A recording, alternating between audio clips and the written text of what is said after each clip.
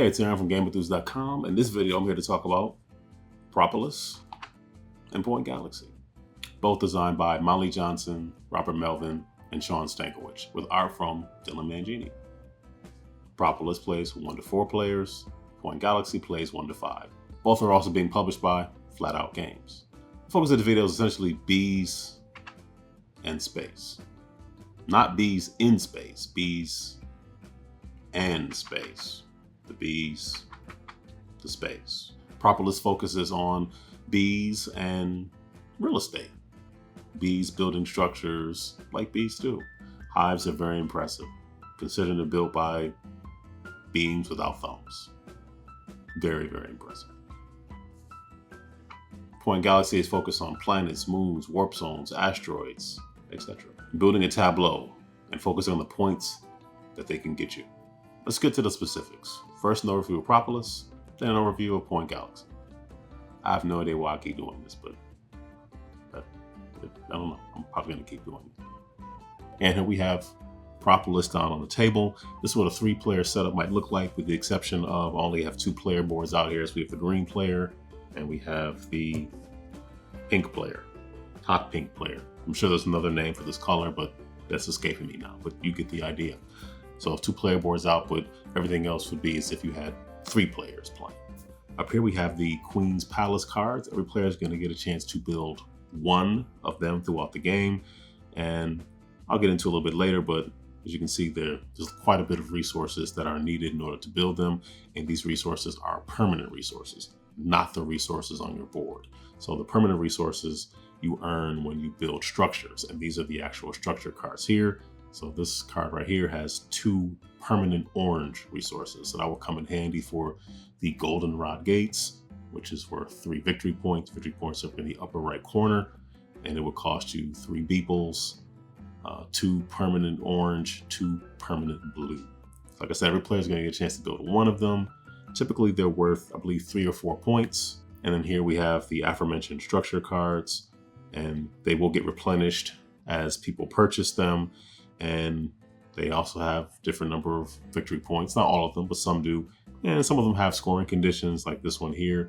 You would get 2 points for every C and D structure you build. Each structure has a letter in the upper left corner. So we have A, a lot of A's, a lot of D's, a lot of C's. No B's, but B's to exist.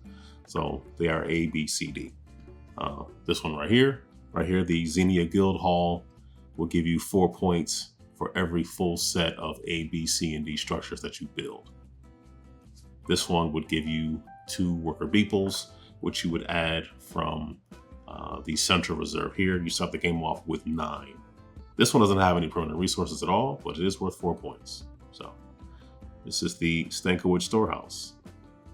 I see what you did there. This is a deck of structure and landscape cards. So one side is structure, the other side is landscape. See? Structure, landscape, structure, landscape. You get the idea. Over here we have a layout of landscape cards.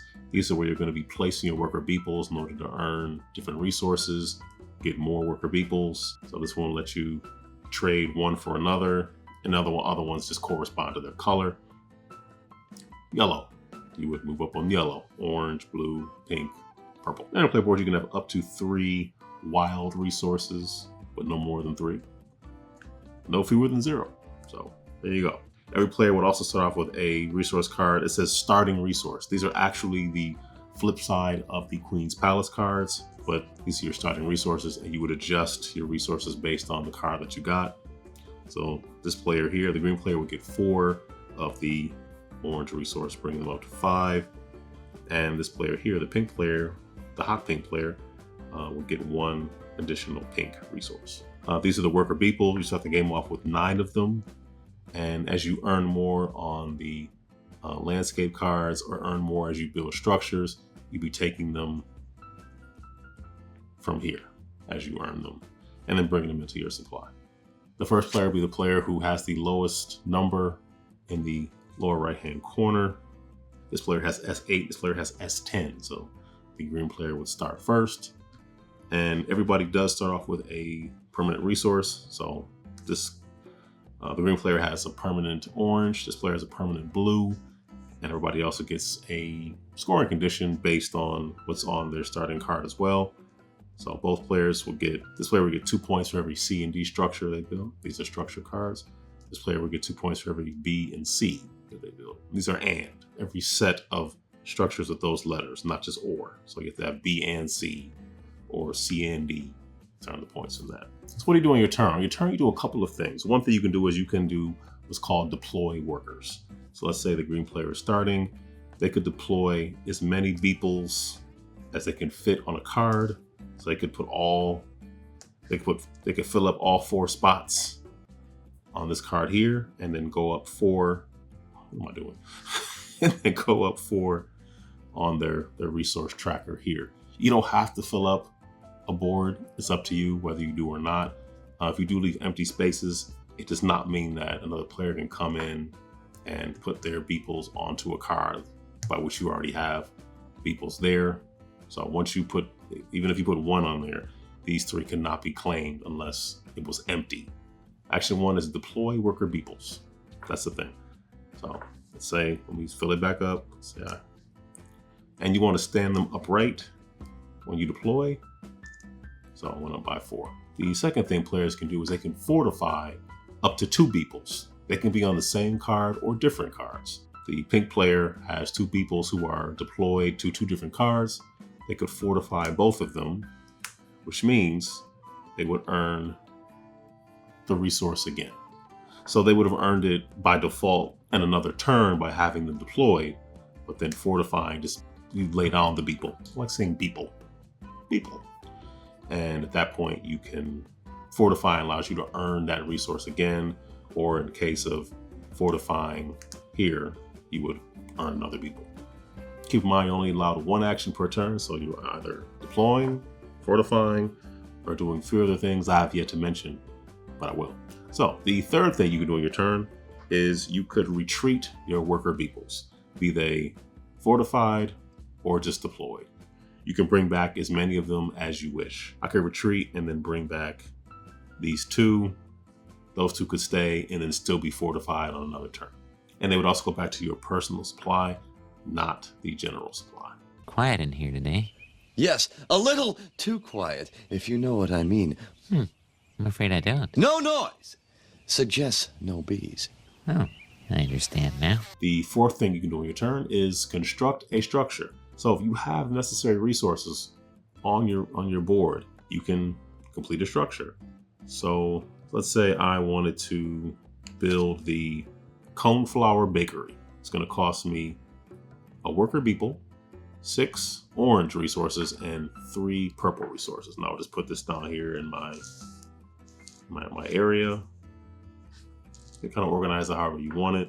And remember, I'm incentivized to do C and D, and this one also allows me to earn 2 points for building C and D structures. So I will give up 1 worker beeple, which will just go back into the general supply, 6 orange resources, and 3 purple resources. And then the card would get replenished. One thing I probably should have done was use my permanent orange resource, so I only have to use 5 from my board, and I have a permanent orange. And then the 5th action you can take on your turn is you can construct a Queen's Palace. So if you have necessary resources, and mind you, permanent resources, these do not refer to resources on your board. They refer to resources and things you've already constructed.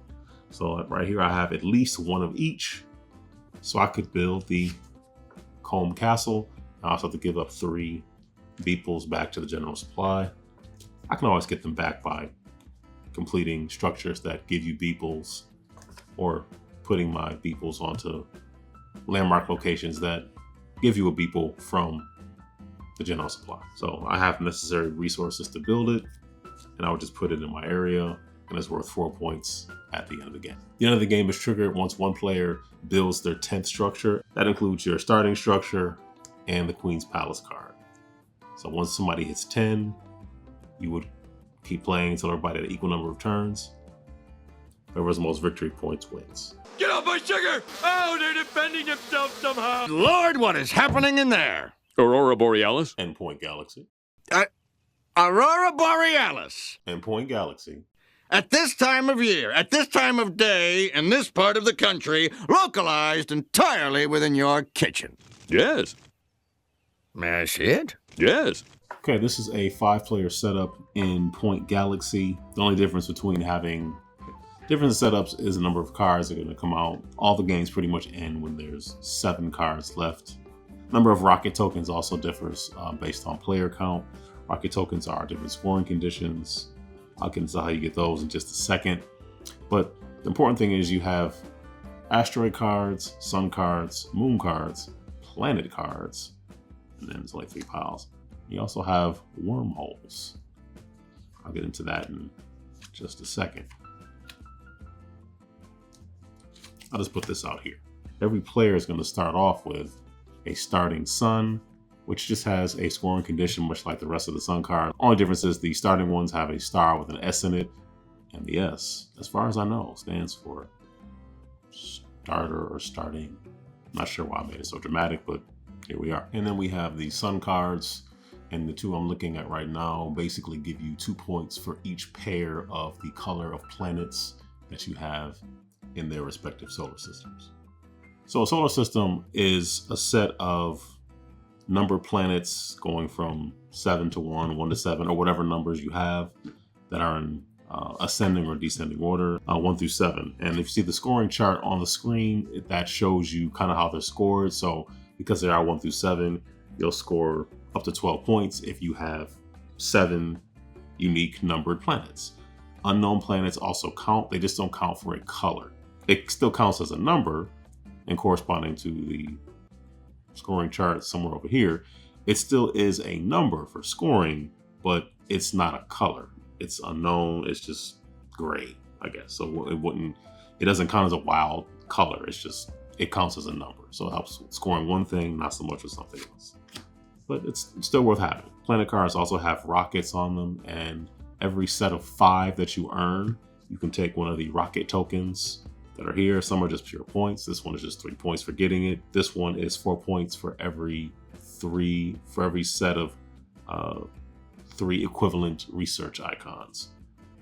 These are research icons. They are A through G. This one just happens to be F. They don't have to be in any particular order, unless there's one of these that makes you do that. But for the most part, they also have a scoring condition. You'll see somewhere around here that, much like having different planets, they also will score based on each unique research icon that you have in your tableau. Now, planets are based on solar systems, whereas research icons are just for your tableau in its entirety. Asteroid cards are going to score you 10 points if you have the most, 6 if you have the second most, and 2 points if you have the third most. Every asteroid card has to be paired up with a sun. So if you have 2 suns and 3 asteroids, you only have 2 asteroids, because you would need that third sun in order to the asteroid underneath it, or what have you. We have moon cards, and moon cards offer a scoring condition based on the colors of planets that correspond to the moon itself. A moon card would get tucked in between numbers. So let's say I had this. Let's say I started off with 1. I can tuck this in here. It's not 2. These are victory points.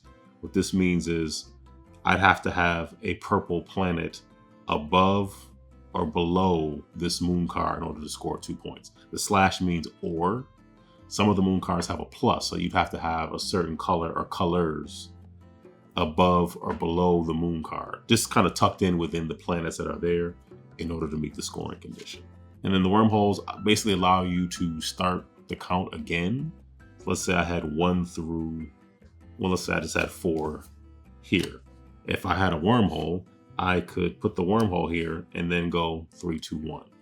Wormholes basically let you have multiples of the same number. You couldn't do that without the wormholes, but they in no way help you with having unique planets in your solar system, but they can help you get additional colored planets in your solar system to help out with the rocket token scoring and or sun scoring for that solar system. A turning point galaxy is pretty simple. You take 2 cards. You can take any 2 planet cards. You can take anything from one of the piles. You can take the top 2 from a pile, take 1 from a pile and from another pile. You're just taking 2 cards from anywhere here on cards that are visible. You can't dig into the middle of a pile, it takes up the center, but any 2 cards. That's your turn.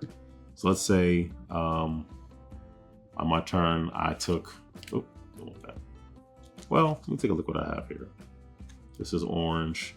Let's say I want to start focusing on another planet. So let's say I take this one to go along with this planet.